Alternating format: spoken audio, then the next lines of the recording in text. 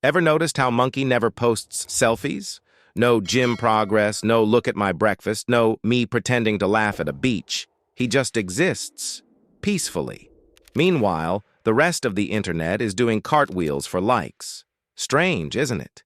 In a world where everyone's trying to be seen, the quiet ones almost look suspicious. But what if, just maybe, the loudest person online isn't the most confident, and the one who doesn't post at all might be the one who's actually free?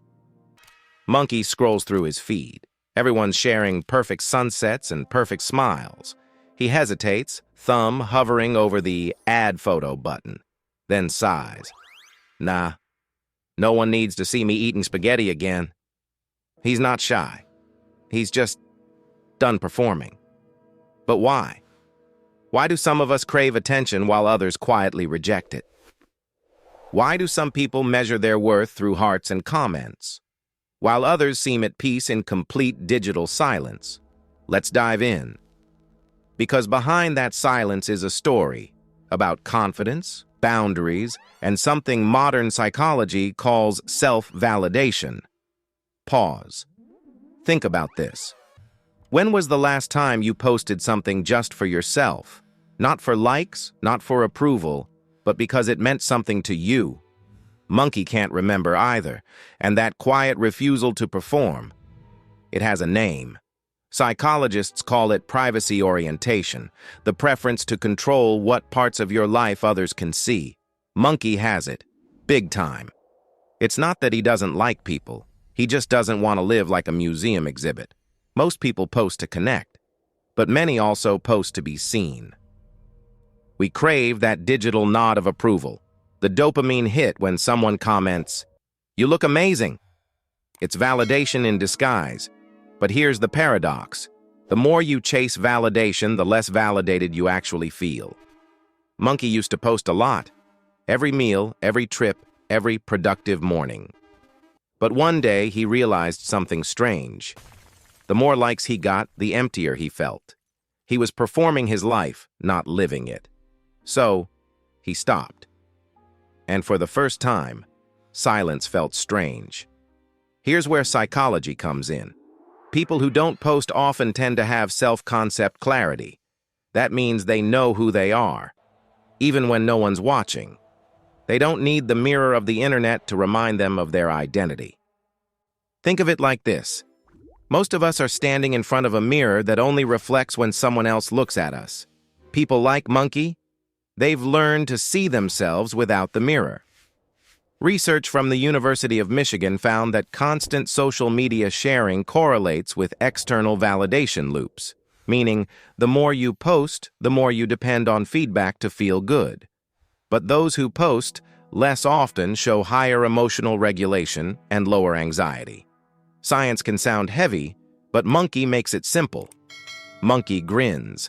So basically, I'm chill because I'm lazy to post. Not exactly, Monkey. It's not laziness.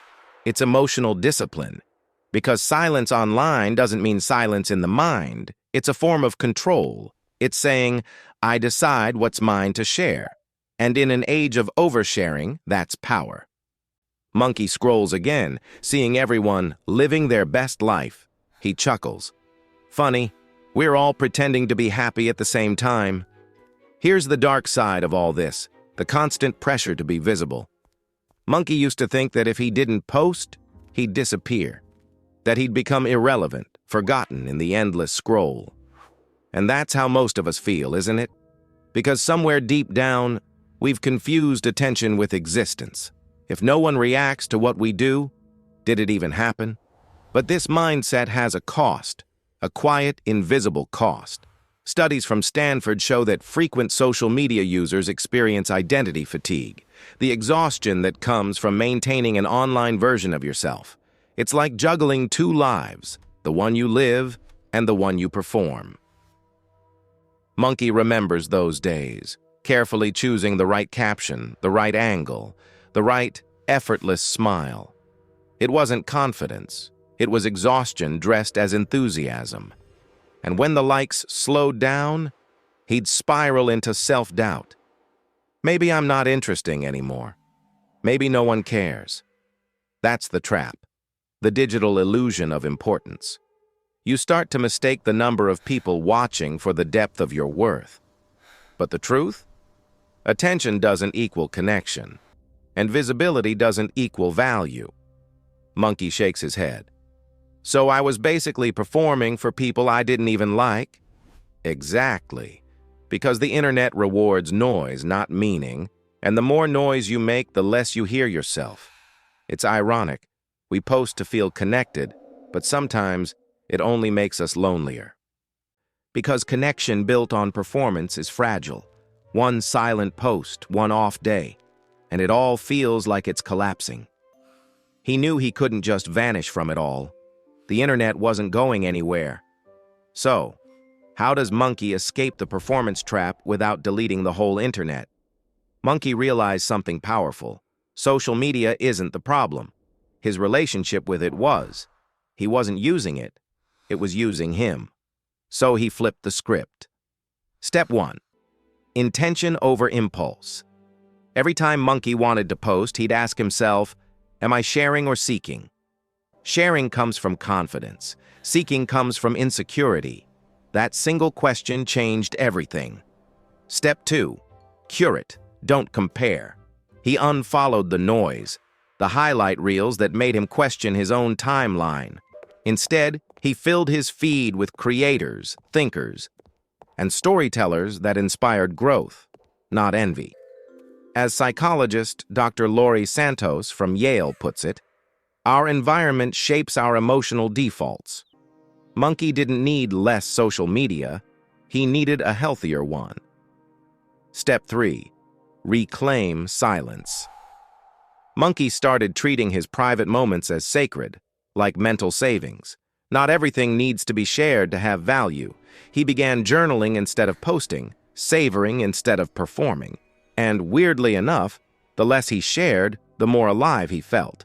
That's when he discovered something new, digital confidence. It's not about being antisocial, it's about being selectively visible. People who post less aren't hiding, they're choosing peace over performance, depth over display, and the results? Monkey found himself laughing more in real life than online. He noticed sunsets without needing to prove he saw them. He lived moments, not just documented them. Guess I finally stopped being my own paparazzi, he jokes. Exactly, Monkey. That's growth. Quiet, calm, and deeply freeing. It's funny, isn't it? The quieter Monkey became online, the louder his life felt offline. The silence wasn't empty. It was full of moments that didn't need witnesses to matter. He no longer checked his reflection through a screen. He stopped wondering how he looked to others and started asking how he felt about himself. And that's the essence of real confidence. It's internal, not performative. Psychologists call it secure self-esteem, the kind that doesn't need applause to survive. It's not loud. It doesn't post quotes about self-love every Monday. It just is, stable, balanced, whole. Monkey used to chase validation like it was oxygen. Now, he breathes differently. He realizes confidence isn't about being seen. It's about being centered. You don't need to show the world who you are when you already know it yourself. And here's the twist. Those who don't post, those who stay quiet, often aren't disconnected at all. They're just deeply connected to themselves. While the world performs, they observe. While others broadcast, they build. While most scroll to escape their thoughts, they sit with theirs. And that's real courage. Monkey smiles softly. So maybe I'm not invisible. Maybe I'm just free. Exactly. Because confidence doesn't always shout. Sometimes it whispers, I don't need to be seen to exist.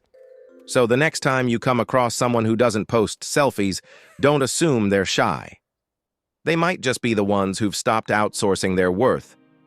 The ones who've realized that life's best moments don't need an audience. Only presence. Monkey stretches, sets down his phone, and walks outside. The air is warm, the world is quiet, and for once, he isn't thinking about capturing the moment. He's in it. That's the psychology of true confidence. Not attention, but alignment. Not validation, but peace.